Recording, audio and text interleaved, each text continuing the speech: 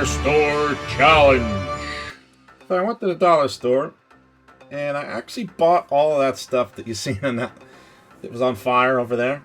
And I bought a bunch of stuff and put it on my table to try and figure out what I'm going to use. So, yeah, I ended up not using some things.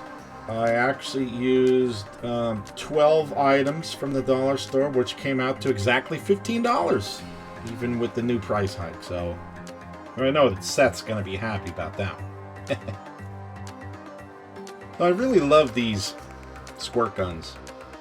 Even if I didn't like the red part of it, I really love the tubes that went along with it. And I figured that even if I didn't use it, I'd still use those tubes.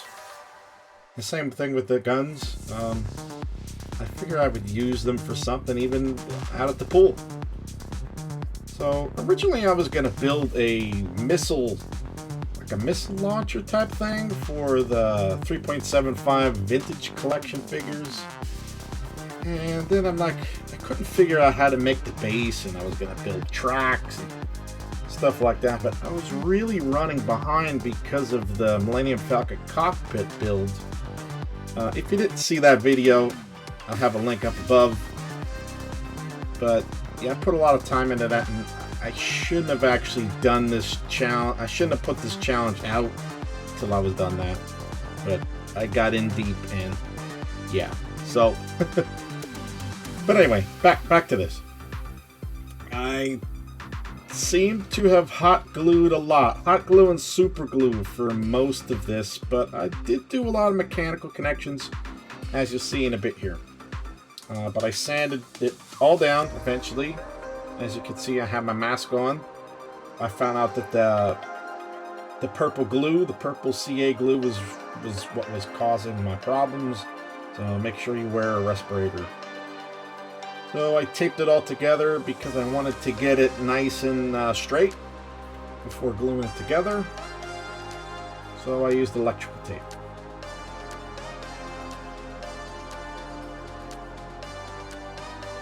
Accelerator there.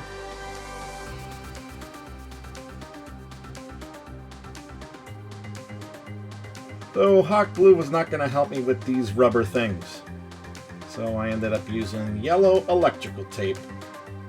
Yeah, I'm sorry. But it didn't come out bad looking. Not too bad. I had some extra foam laying around, so I figured I might as well use it. It'll be nice and cushiony to connect the two together.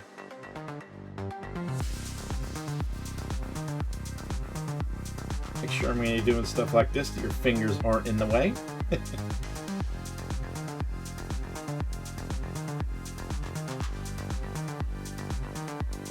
There we go. It was a nice tight connection. So here's where I kind of got goofy, but I take stuff off and move it around and just try and get a feel for what I have. You can see maybe it was late at night. I didn't know what I was doing, but sometimes you gotta do is to try and find out what you're looking for. You gotta play and move things around upside down, and sometimes you get lucky and it looks great. I have to say that this was the hardest part, mounting the rocket launchers on the side. I had to actually drill and tap the holes to get a good mechanical connection. But it was really hard getting a screwdriver in the hole when I don't have a stubby. I had to break out my secret tool, which really came in handy. It actually screws around corners.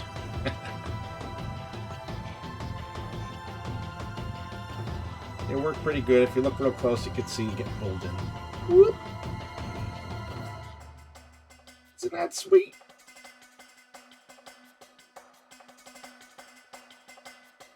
And now it's starting to look like kind of a jetpack, right? These were from an old TV that I got.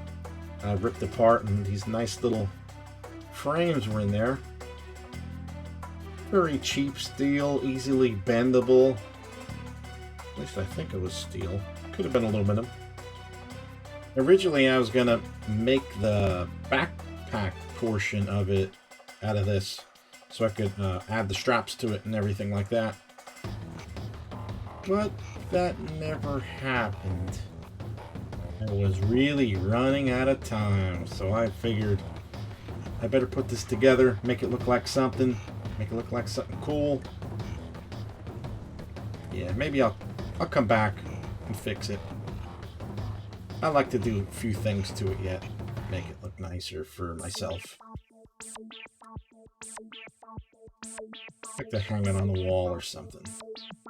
Maybe I'll hang it next to the fire extinguisher.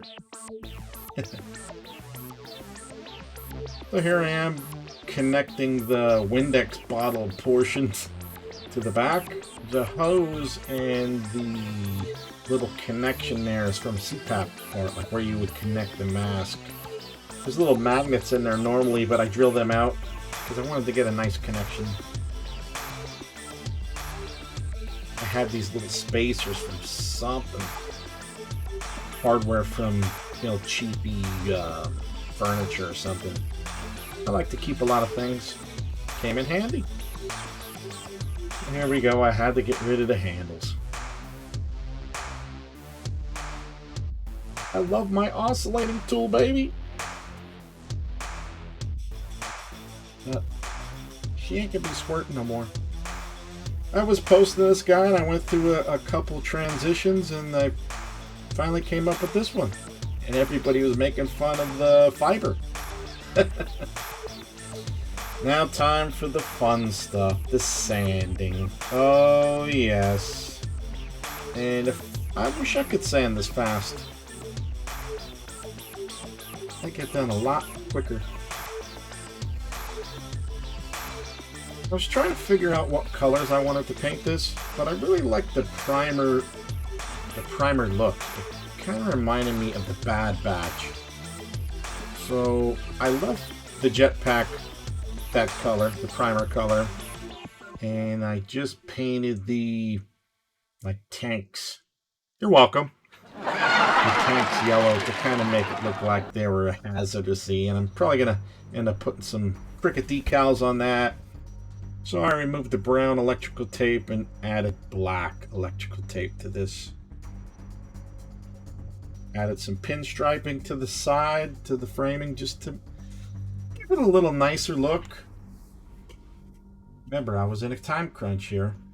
Then there was something that said left and right, so I figured I'd just give a little bit of different color here, so I added red. I thought it was just a simple touch. I didn't tape it, but you could see I put chains to hold the tank on in the back. Give a little bit of extra touch. It's time to add the greeblies and the tanks. Oh yeah, and of course everybody's favorite part, weathering. And I tell you what, the primer color really takes the weathering well.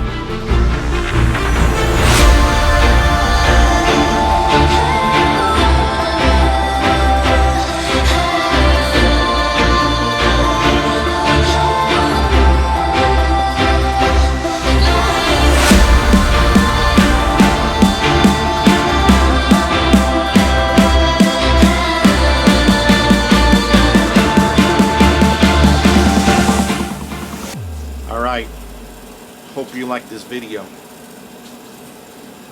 If you liked it, like, subscribe, and ring that bell. Because we'll see you next time on Whitey's Wicked Workshop.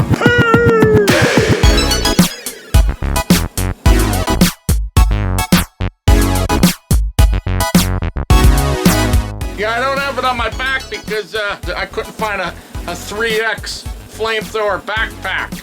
Yeah. Woohoo! Yeah, the real reason I don't have it on my back is because I want to show it to you while I'm playing around with this thing. Woohoo!